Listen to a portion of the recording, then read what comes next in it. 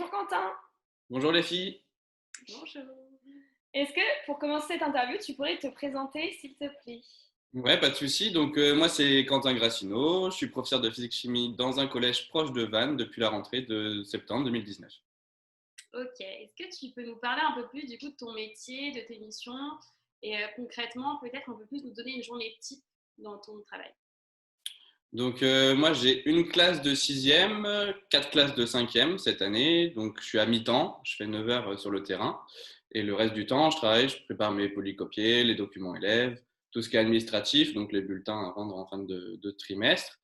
Donc tout ça, c'est à part sur le terrain. Et en gros, pour une journée type, par exemple, je vais avoir 3 heures sur le terrain. Donc je vais avoir entre 8h40 et on va dire 11h55. Et le reste de ma journée, souvent, je reste au collège pour pouvoir imprimer tous mes polycopiés de la semaine pour mes séances qui arrivent suivantes. Et puis créer aussi, par exemple, des activités pour mes autres classes sur la fin de semaine. Quel était ton parcours pour arriver au statut de professeur de physique-chimie dans un collège? Quelle formation t'as suivi auparavant? J'ai fait un parcours très très classique en fait moi. J'ai fait mon bac S que j'ai obtenu. J'ai suivi par une licence sciences et propriétés de la matière, donc une licence dans une faculté, la faculté de Rennes à Beaulieu. J'ai suivi par un master MEF, donc métier de l'enseignement, de l'éducation et de la formation. Donc la première année, on passe notre concours, qui est le CAPES ou le CAFEP si vous voulez le passer dans le privé. Moi, dans mon cas, c'est le public, donc j'ai passé les CAPES. Je ne l'ai pas obtenu la première année, donc j'ai dû le repasser l'année suivante, que j'ai obtenu. Et donc là, j'ai fini avec mon Master 2 à Rennes. Très bien. Par rapport à ton métier, vraiment, ce qu'on voulait savoir aussi, c'est quels sont les aspects positifs et les aspects négatifs. Bah, déjà, voilà, tu as voulu faire ce métier, donc forcément, je pense que tu as commencé à avoir conscience de ce qui était un peu positif et plus négatif, mais est-ce que tu peux nous en parler vraiment? Oui, bah moi, c'est ce que je voulais faire quasiment depuis tout petit. Donc déjà, c'était un métier qui m'intéressait beaucoup par rapport au partage, en fait, de partage des connaissances et puis surtout partage humain par rapport aux élèves. On fait partie quand même d'une année entière dans la vie d'un élève. Donc je trouve ça très intéressant et très positif les retours qu'on reçoit par rapport aux élèves. Euh, il y a plein de choses positives que je pourrais énumérer. Le fait, par exemple, les équipes pédagogiques, le travail entre collègues au collège, par exemple, c'est quelque chose qui est très présent. Partager sa matière au niveau des connaissances, moi, par exemple, j'adore la physique-chimie. C'est quelque chose que j'adore partager de cette façon ludique. Donc, essayer de trouver des contextes de vie, de quotidien, leur faire partager des choses d'actualité. C'est quelque chose qui est très positif. Le seul côté négatif que je trouverais à ce métier, c'est plus l'administratif.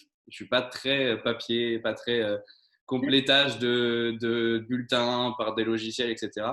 Donc, lorsqu'arrive la fin d'un trimestre ou d'un semestre, selon les établissements, là, il y a beaucoup de papiers à rendre, surtout quand on est professeur principal, faire des comptes rendus, etc. Donc, c'est le côté un peu plus négatif du métier, mais ça dure, on va dire, 10 heures sur un petit fin de semestre. Donc, c'est vraiment un petit temps sur tout le temps qu'on passe à côté qui est très positif. Et du coup, tes élèves, à la fin de la troisième, ils vont devoir trouver leur orientation pour l'année suivante. Si tu avais un conseil à leur donner pour plus tard trouver leur voie, qu'est-ce que tu leur dirais pour les conseiller?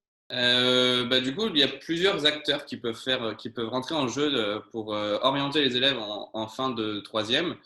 Déjà, dès le début de l'année, les professeurs principaux ils jouent un rôle très important. Donc, le fait qu'ils aient la classe entière, ils vont directement, dès le début de l'année, un peu voir les orientations possibles des élèves, donc seconde générale, seconde technique, seconde pro, etc.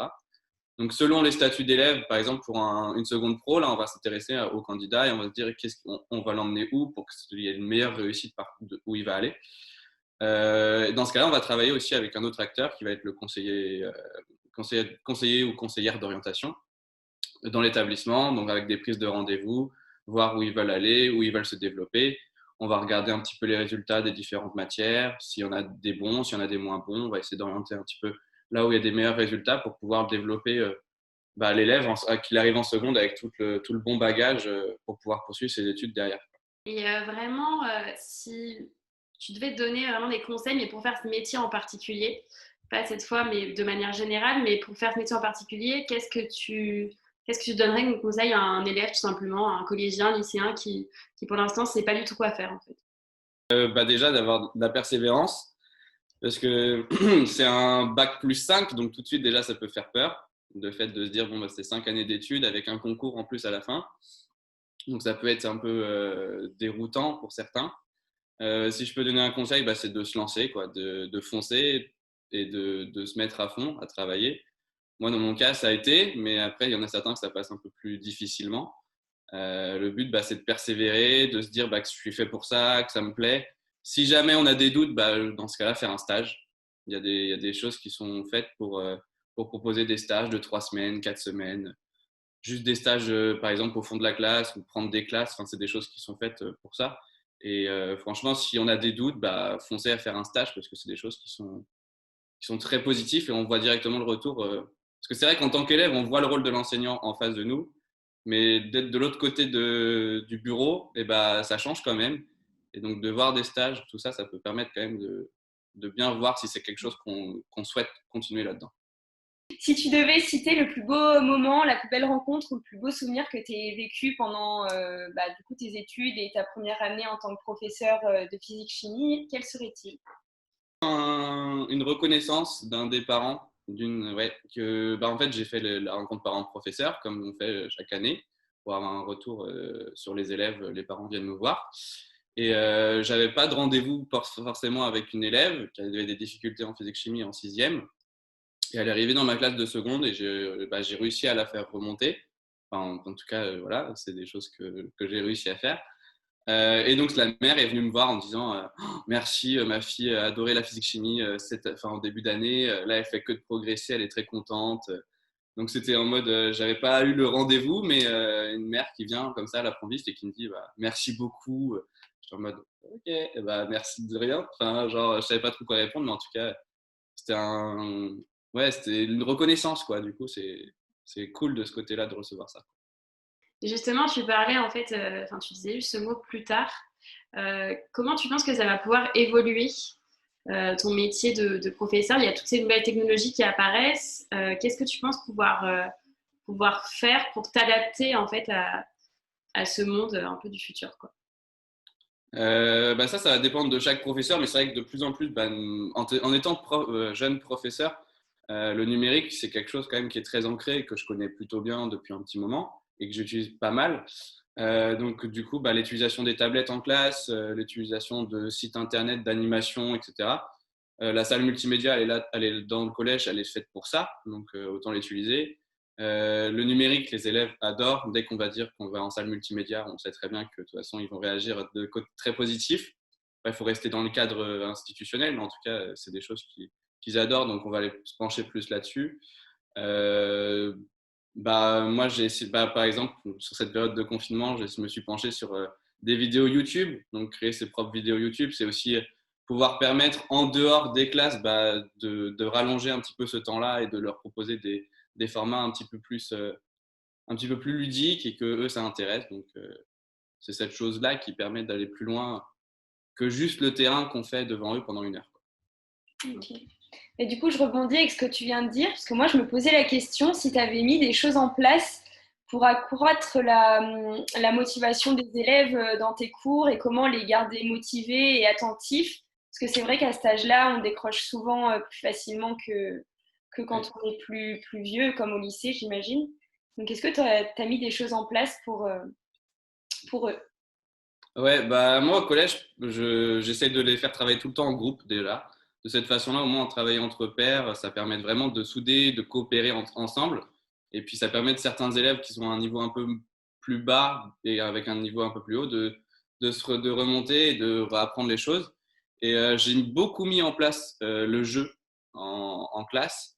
Le jeu, on le connaît, on l'utilise au quotidien. C'est des choses qu'on fait ensemble, par exemple un dimanche après-midi entre potes.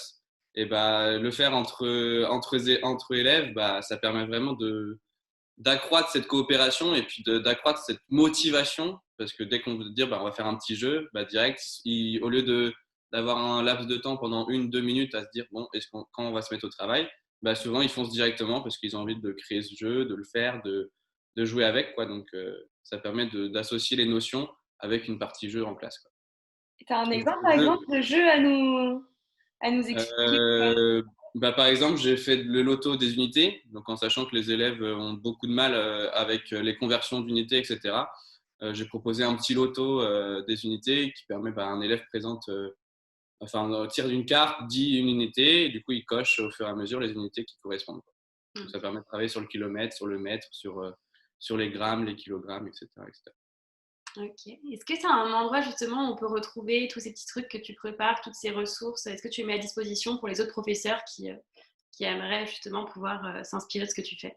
Ouais, moi j'ai ouvert un compte Instagram de prof qui s'appelle Monsieur Physique Chimie, donc pas Monsieur, mais Monsieur, M-S-I-E-R. Et du coup, ça permet de partager en fait beaucoup de petites ressources que moi j'utilise en classe, que j'ai vues aussi sur Internet. Ça peut aussi être des ressources vues sur Internet. Et en fait, ça permet de créer un petit groupe de professeurs et de s'échanger entre nous sur, par exemple, on pourrait améliorer ce jeu-là en le faisant monter sur un petit truc. Et donc, ces échanges-là, ça permet d'avoir des améliorations sur nos séances et sur nos activités qu'on peut améliorer d'année en année pour pouvoir satisfaire les élèves.